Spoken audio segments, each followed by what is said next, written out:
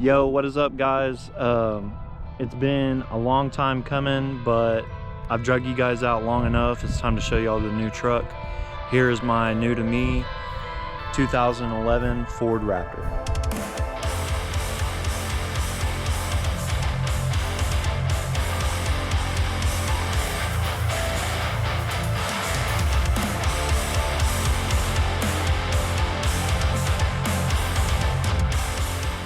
So guys, I can't tell you how long I've wanted one of these. They're just always been a super cool truck to me, especially the Gen 1s. The 2s and 3s, like the newest ones, they're pretty dope. The Raptor Rs are cool. I'm definitely not in that tax bracket yet, but this thing is so dope. I've always liked the wide body on them. Of course, they come with the 6.2, the big ass V8. They're super torquey. I've drove this thing for about a week now, and yeah, it gets 12.5 miles a gallon, but it's so worth it. Like, it's definitely the coolest truck ever to me that I've had. So a little backstory on this thing: we're gonna get into flipping, me and Modesto and the homies, and so we were kind of horny to find a Raptor and flip. And this one was posted on Marketplace for 8,500 bucks. Said it had a rod knock and it needed a motor and all that. And we're like, whoa, they sell for 20 plus around Oklahoma and stuff. So, you know, we got plenty of room there. We can rebuild the engine and put it up for sale and still make a few racks. So anyways, we picked it up, checked it out, ended up getting the truck for 7,500 bucks. I'm telling you guys, don't ever be afraid to ask. Like, always ask. You never know if you don't ask, and 9 times out of 10 somebody is going to take some kind of off the top or something. They'll trade something, or they'll take some money off every time. So seriously, don't be afraid to ask. But anyways, we got it for 7,500 bucks, and we found out the noise was actually the power steering pump. It just needed a power steering pump. Dude really thought it had rod knock, and it had an oil leak. It was the oil cooler, and on these I was like, oil cooler, what the, it's not up here up front. Well, it's actually like on, it's where the oil filter screws onto it. It's in between there and the block. So where you see the oil filter right here, this little brick right here is the oil cooler, and that was cracked. So we replaced that, replaced the power steering pump, and then put this power steering cooler on here, a little small one, and it's been trouble-free ever since. It's pretty clean under here, a little dusty. I've washed it off a little bit. I didn't get in here with a brush or nothing, but super clean. There's no leaks nowhere. Like, there's not even like seepage around the valve covers or nothing. Super clean truck. And another thing I've always liked about these is they have the aux wiring ready to go right here. And there's like, I forget which ones are what, but there's like a 30 amp, a 20 amp, and 2 10 amps. So like, if you're gonna add lights or whatever, you literally just clip your hot into this and then ground it wherever, and you're good to go. And the switches are already wired up inside the truck. Super dope.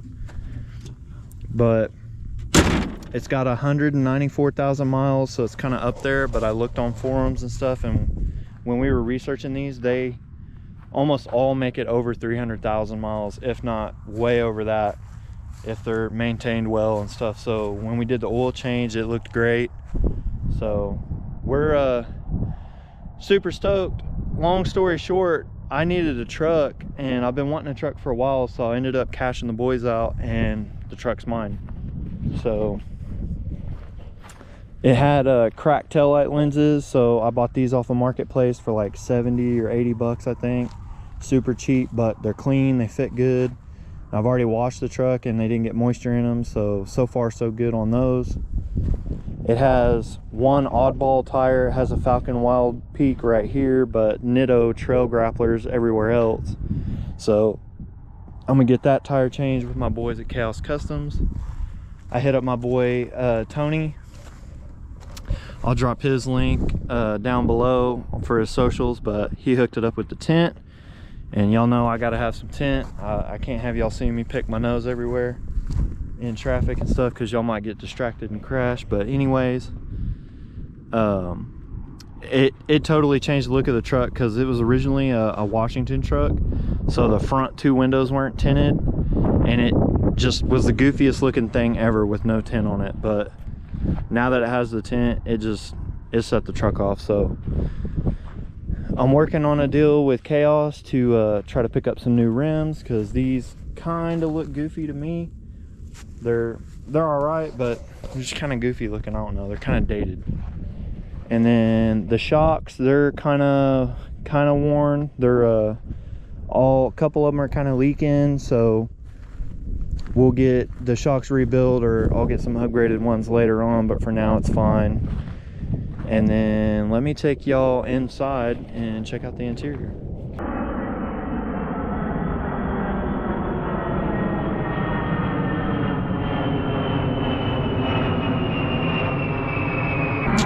Airplanes are so cool.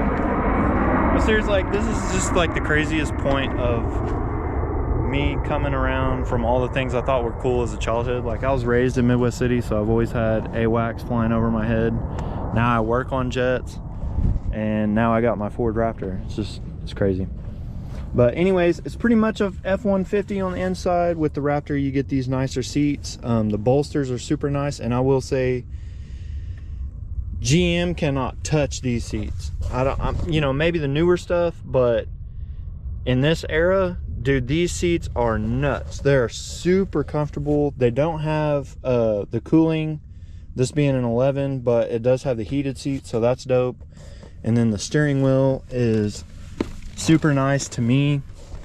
It's a little thicker. It's kind of like, you know, like an aftermarket style, or like racing, whatever you want to say. But it's just nice when you're driving. Like, it doesn't feel like a cheap ass piece of plastic. Like, it's nice. And then of course, like, these are the aux switches I was talking about. You have the off-road mode, which is basically like a sport mode, more or less. It changes like the transmission tuning and a throttle map, and kind of makes it holds gears longer. It won't like downshift as much.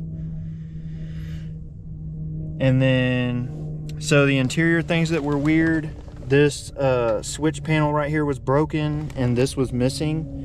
I literally bought both of those in a set on Amazon for like 16 bucks and changed that out, got that fixed.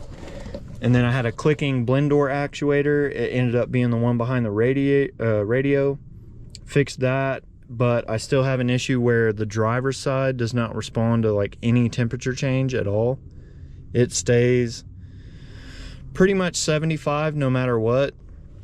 But the cold side responds to, or the passenger side responds to like temperature change, which I learned was the blend door actuator that's on the bottom, which we'll replace that later on. I'll show y'all.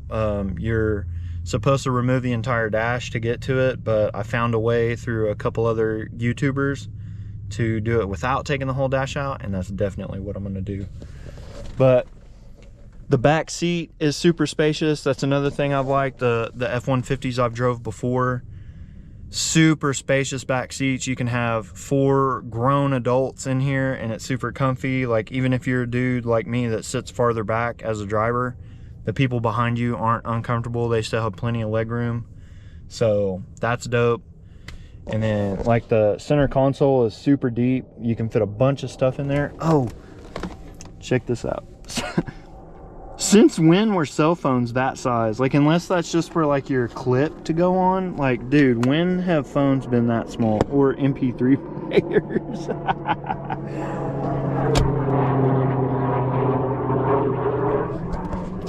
I'm right by the Air Force base that I work at, so that's why stuff's flying over nonstop. But anyways, here's the truck. Let me know what y'all think. I know it's weird. I got a Ford. I'm supposed to be a Chevy boy, but it is what it is. It's a cool truck, and I feel like I got a whole lot of truck for basically, after all the parts and stuff and getting the tint and all that, I've got like right about 9 grand in it now. But for 9 grand, I feel like I got a lot of truck, and I got a pretty cool truck that's worth a lot more than that. So I'm stoked. I'm super happy. Let me know what y'all think I should do to it besides a full pre-runner setup, because I don't have 50 grand to put into it. But yeah, any little things that y'all know about on these Fords, I'm still trying to figure the F-150 stuff out, the Raptor stuff and all that. So any cool little things that you can add, even if it's just little like cosmetic stuff or whatever, just let me know. This radio also is super whack. I do not like the way that it works. I think my cord socket, my USB socket's kind of messed up, because it'll connect to your phone, but if you barely like hit a bump and twitch the cable, it'll disconnect and it'll never connect again. So, and then if you use Bluetooth, every time you turn it on, you have to go in the menu and switch the source to Bluetooth from USB every single time you get in it. And for me, that's super frustrating. I don't like that at all. But anyways, that's that. A small update on the OBS. All the parts came in. We have all the parts ready. They're at Modesto's. We just let some other customer vehicles get ahead of it. Just because I'm not in a hurry for the truck. It's not going to be my daily. It's not something I'm hurting for. So, you know, and it's only February. So we got a couple months, get it back together. And then I'll definitely bring y'all along for when we work on that and get it going finally. And hopefully I can get it out to some shows this year, or some truck meets or whatever around Oklahoma and maybe even Texas. We'll see. But yeah, I'm excited. Now I finally have a truck to throw the pit bike in and go ride somewhere or whatever with the boys. And yeah, so other than that, peace out, be human, and I'll see y'all in the next one.